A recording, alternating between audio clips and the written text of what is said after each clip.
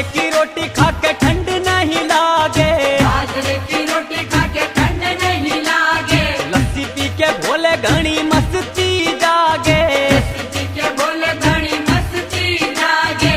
डमरू बजाइए दिन रात के भांग खानी भूल जावेगा,